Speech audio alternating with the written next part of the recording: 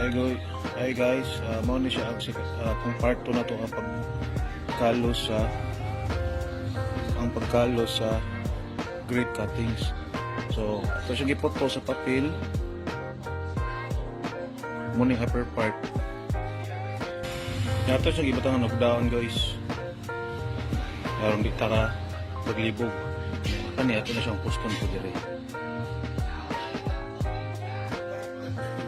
Nya guys, ato na siyang gihum kuan gibutang og papel mo na siya up. Pwede ka maglibog. Nya down, kaning down diri ang part nga mo ugat mo kalos.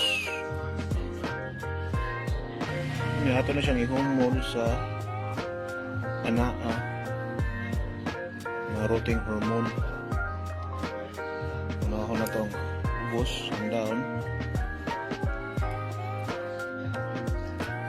Ato na siyang paskon guys ang papel. Ato na siyang paskon.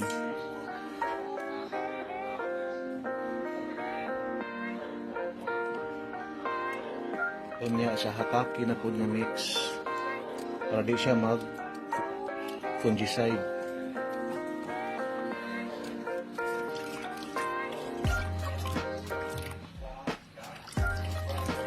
At ibalik sa rotting hormone na anaha. Kani hataki na siya. Kani anaha. Kani pang fungicide, kani pang ugat rotting.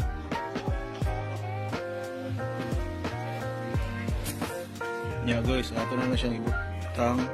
Kani man yung down man. Ato siyang ibuto sa papel. Ato na siyang ilubong guys.